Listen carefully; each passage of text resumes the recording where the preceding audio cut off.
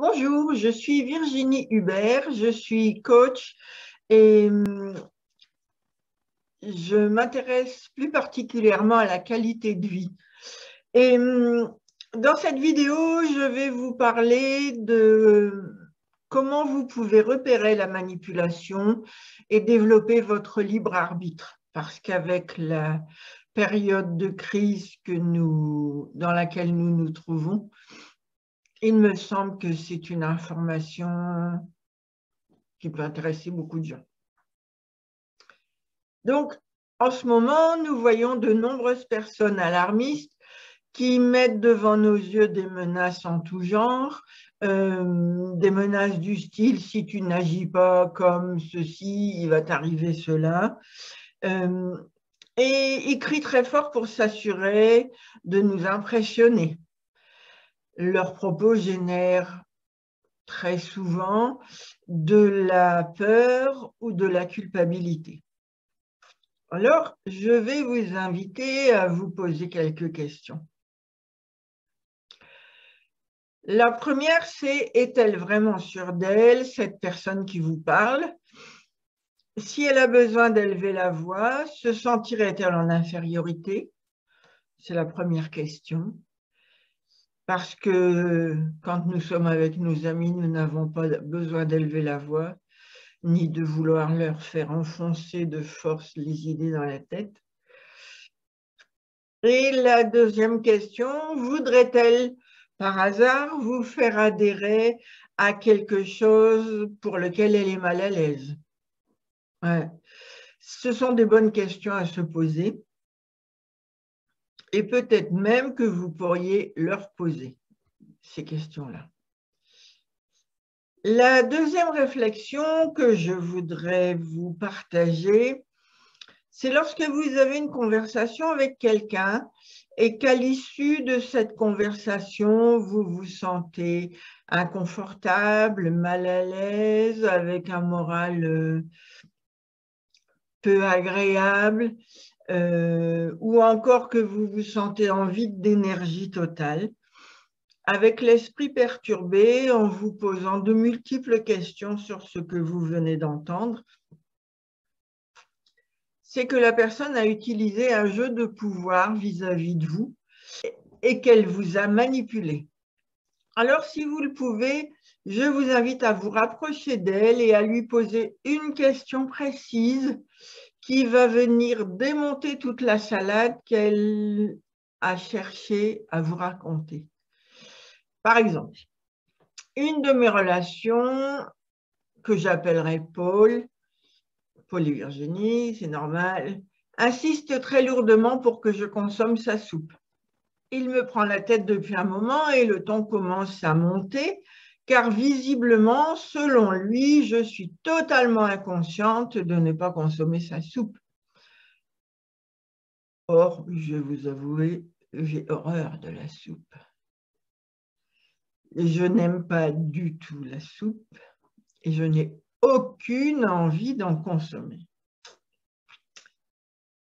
Alors, au lieu de m'énerver contre Paul, je me recentre sur moi et je lui pose la question: combien en as-tu consommé, toi, de la soupe? En règle générale, ça le déstabilise parce que ce n'est pas du tout la réponse qu'il attendait. Lui, il avait la volonté de prendre le pouvoir sur vous et vous amener où il voulait. Et vous lui répondez par une question et vous reprenez votre pouvoir. J'adore, j'adore, j'adore. Voilà. Donc souvent, très souvent même, je vais même dire en règle générale, ça coupe court à la discussion parce que ce n'est pas du tout ce qu'il attendait. Et lorsque vous répondez à une question par une autre question, vous déroutez la personne parce que vous prenez les rênes de la conversation et vous devenez maître de la stratégie qu'elle a mise en place. Ça, c'est une façon de répondre qui vous permet de reprendre votre pouvoir.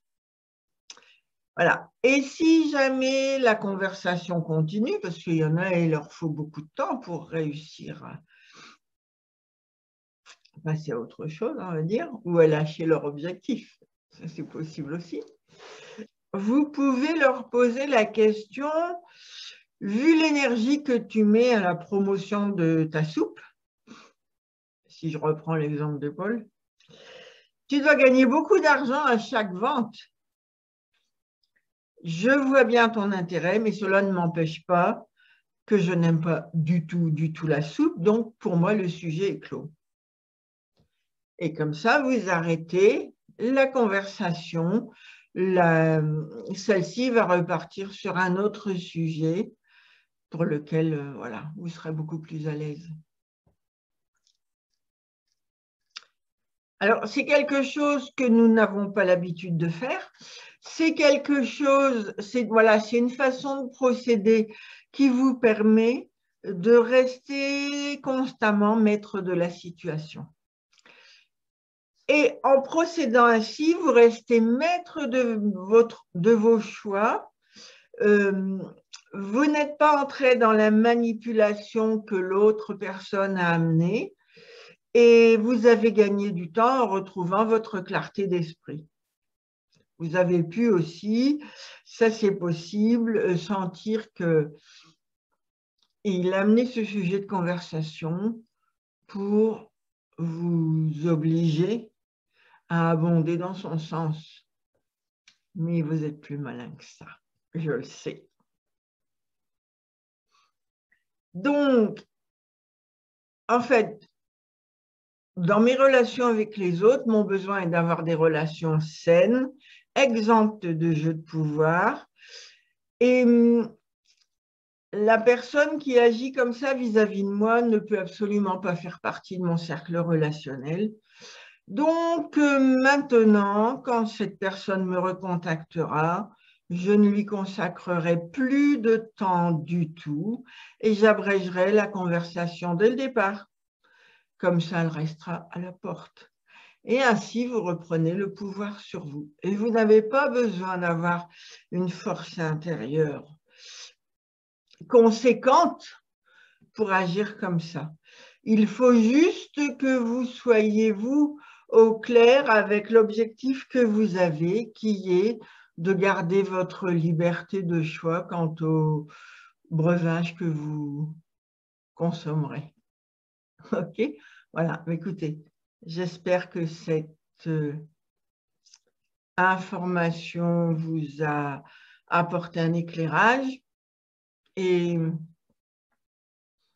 je vous souhaite de très belles expériences avec les personnes qui chercheraient à prendre le pouvoir sur vous. Au plaisir.